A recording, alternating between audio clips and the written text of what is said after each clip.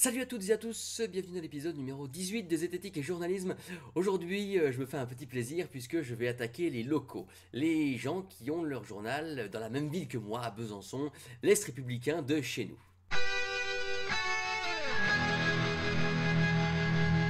Ce week-end se tenait le salon Bio Co à Besançon. Il y en avait vendredi, samedi, dimanche. C'était magnifique. Alors on va pas parler de bio dans cette vidéo parce qu'il faudrait que ça reste court. Mais on va parler de toutes les conneries qu'il y avait autour, toutes les conférences merdiques avec en point d'orgue le professeur, enfin professeur si, il est encore professeur malheureusement, Henri Joyeux, qui venait nous expliquer que le stress et le cancer ça fait pas bon ménage et apprenez à vous déstresser pour ne plus être cancéreux. C'est magnifique, c'est super, haha. Et comme ça, il se fait une petite audience chez les gens qui n'ont pas d'esprit critique. C'est magnifique. À côté de ça, on avait tout ce qui va bien en termes de pierre qui soigne, en termes de naturopathie, en termes de yoga des yeux, en termes de... Enfin, il y en avait pour tous les goûts. C'est ça, le salon bio. Alors, il y a aussi des gens qui font du bio que moi je vais appeler correct, c'est-à-dire des gens qui effectivement réduisent les quantités d'intrants dans leur production, des gens qui traitent les animaux de manière plus correcte, des gens qui favorisent les circuits courts, mais ceux-ci sont entièrement vampirisés, mais vraiment par les conneries qu'on voit autour.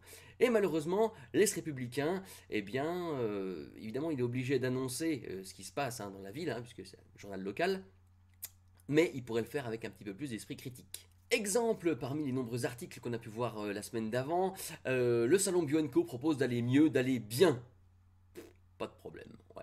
Ça c'est sûr qu'il le propose, avec sans doute des pierres qui marchent pas, de l'homéopathie qui marche pas, des naturopathies qui marchent pas, enfin, ouais, on va aller très très bien. Un autre article nous dit, le salon Bio Co de Besançon s'inscrit comme le rendez-vous incontournable de l'agriculture bio en Franche-Comté. Ouais, si encore c'était que l'agriculture, on pourrait essayer d'y introduire un petit peu de scientificité parce qu'on peut faire du bio avec un petit peu de réflexion, un petit peu d'esprit critique. Mais vous pourriez parler de toutes les conneries pseudo-scientifiques qu'il y a autour. Vous pourriez dire c'est l'occasion pour les charlatans du coin de venir faire leur beurre, etc. Et de vendre. Ah oui, parce que dans les tenants du bio, on a cette idée que c'est pour aller contre l'industrie agroalimentaire, etc., qui vendent des trucs qui sont un pognon pas possible avec de la saloperie.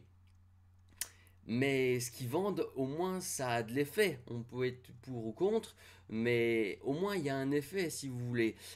Tandis que ceux qui vendent de la charlatanerie, ils gagnent aussi du pognon sur les pierres magiques et sur les salam alek. Ils font de l'argent avec rien, ceux-là.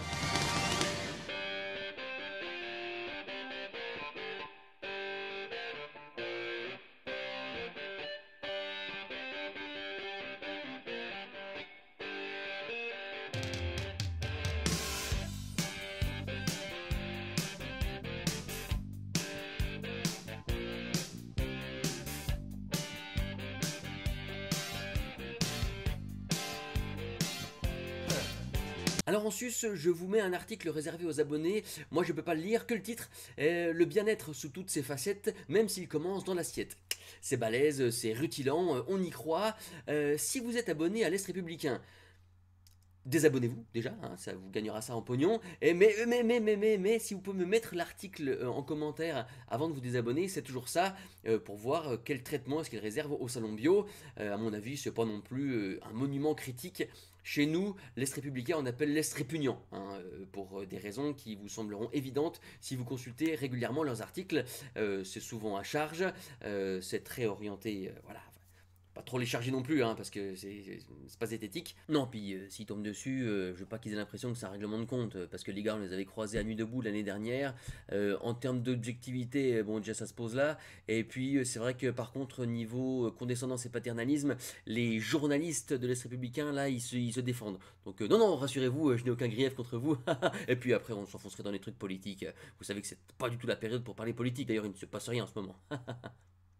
Alors que retenir de ça? Bon, l'Estrep, c'est un journal en partie local, donc ils sont obligés de faire du local, donc quand il y a quelque chose dans le coin, ils en parlent. C'est normal.